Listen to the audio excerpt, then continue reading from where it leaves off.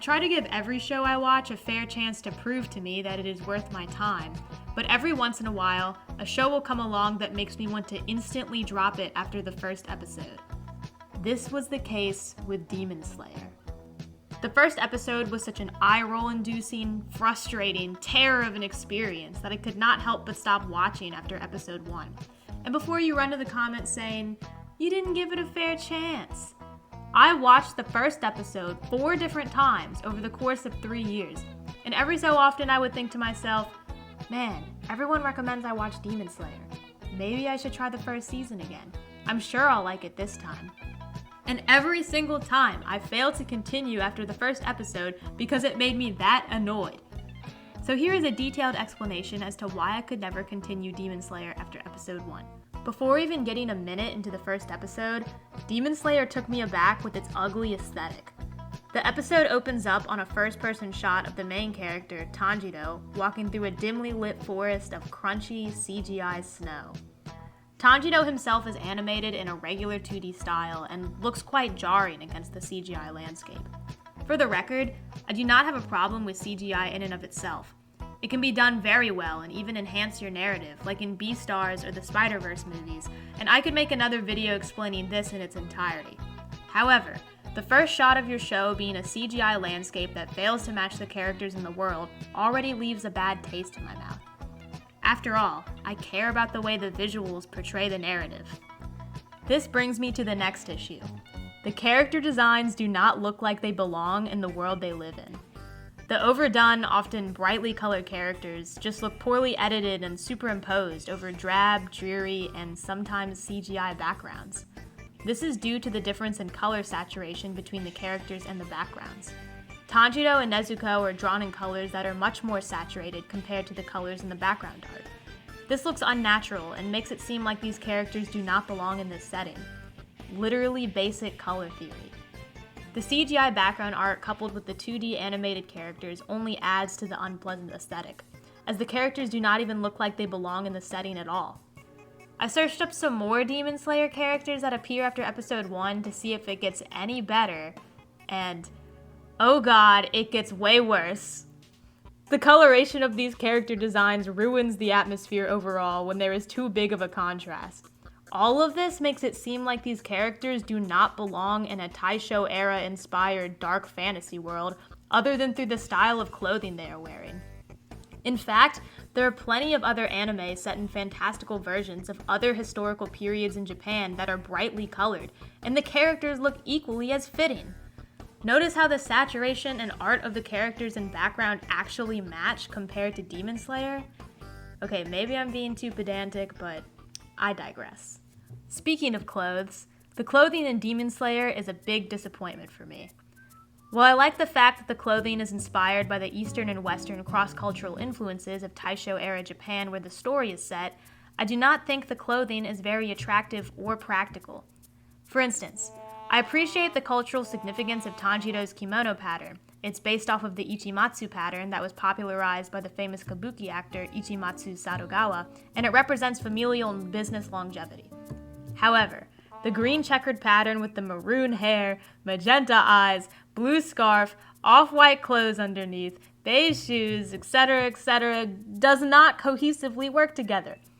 Believe it or not, there are other characters with even more over-patterned and clunky designs that make Tanjiro look good. Yes, I'm talking about this guy. Once again, I appreciate the cultural significance of the patterns and the historical significance of the clothing. But why must it look like this? Why does it have to contain more than 5 different conflicting colors? Why is only half of the kimono pattern and the other half plain? It just looks so off-kilter. The kimono does not even look like it's serving much of a purpose as a wearable item over his gakuen, since the fabric is too thin and flowy to provide any insulation from the weather or protection from demons. At least Tanjiro has a somewhat useful outfit for the environment in episode 1, I guess. The next glaring issue that Demon Slayer brought to the table was the constant, nonsensical exposition dumping. At the very beginning of the episode, it is established that Tanjiro and his family live in a wooded area which is located at some distance from the nearest town. Tanjiro tells his mother that he's going to sell charcoal so that his family can afford to eat well on New Year's. Tanjiro then makes the journey alone to the town and works the whole day.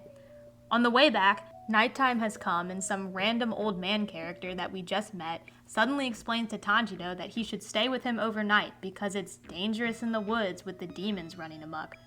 The man explains to Tanjiro that the demons have always prowled the land at nighttime.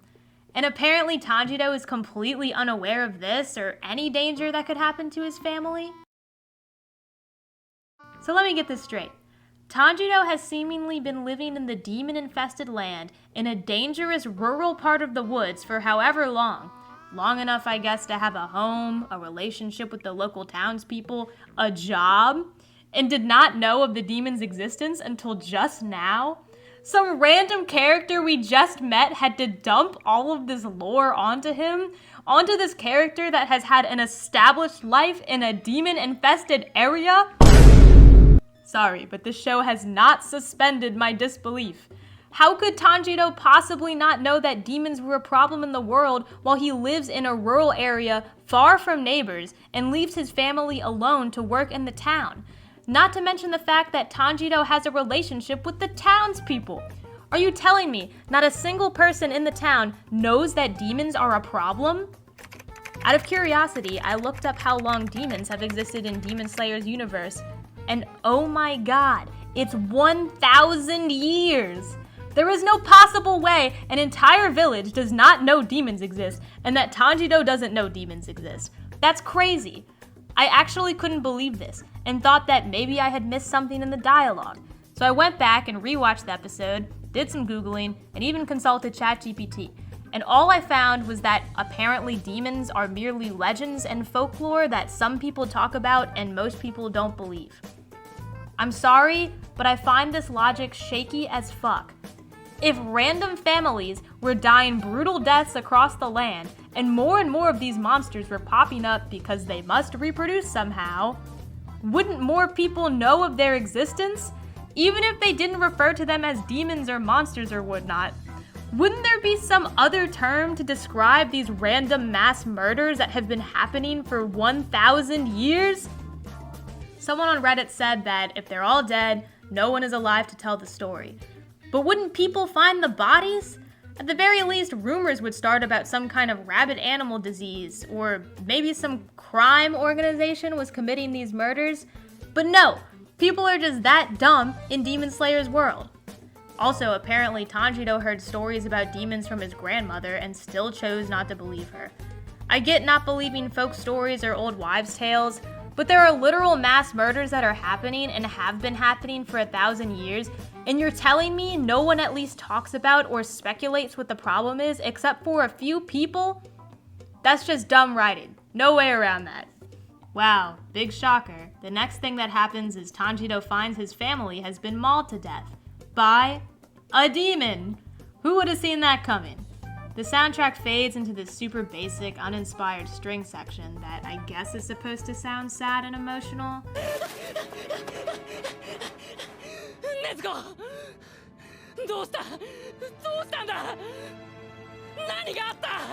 The camera starts to shake from Tanjiro's perspective to show how shocked and upset he is, but I simply do not care. I don't know why the show expects you to care about what just happened to Tanjiro's NPC-ass family that just got murdered. It's not like Demon Slayer just gave away what was going to happen 5 minutes ago or anything. Even if they didn't just info dump the next 10 minutes of the episode, I would not have given a shit because I had no emotional connection to these characters at all. The show knows that we don't know these characters too, because every time a dead family member is on screen, Tanjiro says their name in a sad voice, almost as if to remind the viewer of who these people are.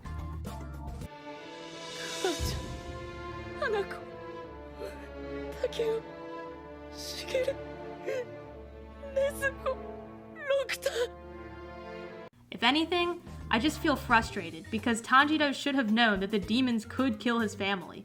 The old dude even said that they break into people's houses. It's not even vampire rules. He should have known.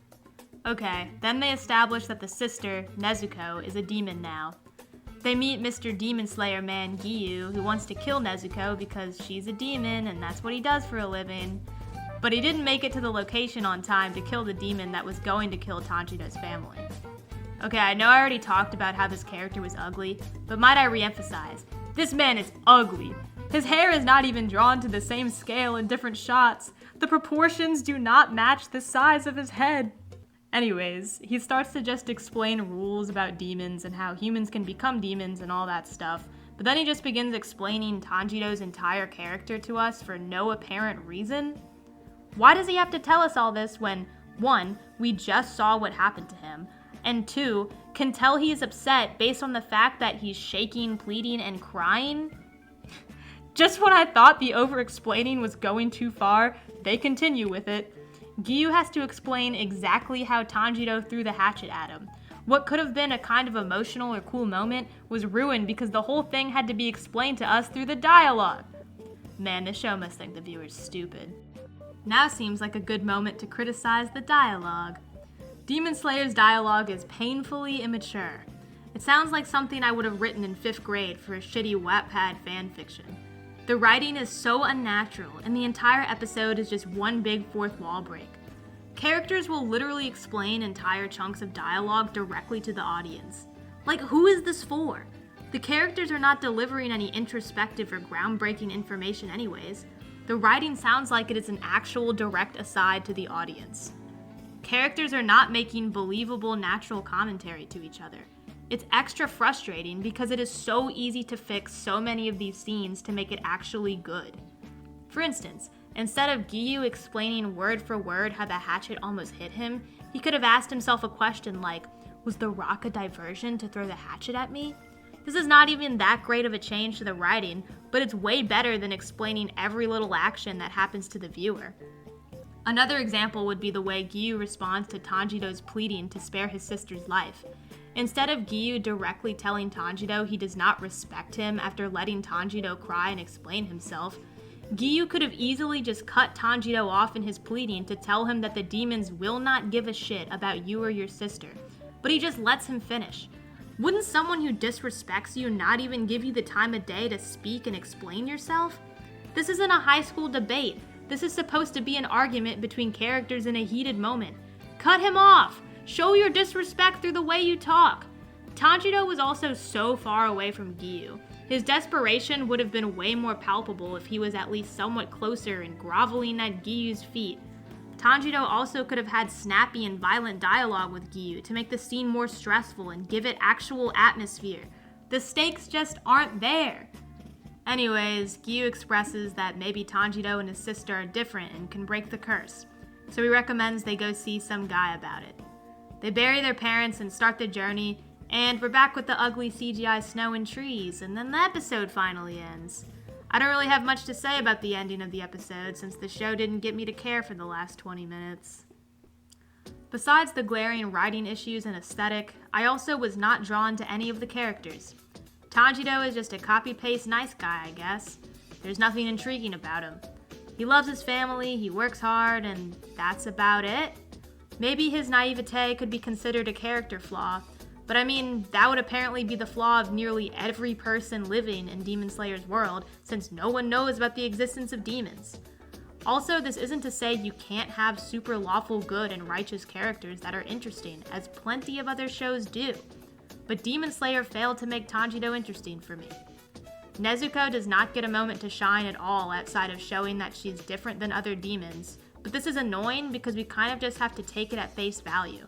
Tanjiro explains multiple times that she would never eat people, but we have no knowledge of this character pre-demon transformation, so how do we know that? We just trust Tanjiro because he's a basic shonen protag, I guess. She also is not very scary when she becomes a demon, as Tanjiro can easily hold her back and put his hand on her throat. Overall, Nezuko is just boring. Giyu is just a generic anime edgelord. He kinda just forcibly narrated his own character himself, and I was uninterested. And that's that. There's really nothing else to say about the characters. I'm a big fan of character-driven narratives, so a show that does not give me at least one interesting character right off the bat has already lost me. I so badly wanted to see the appeal of this show.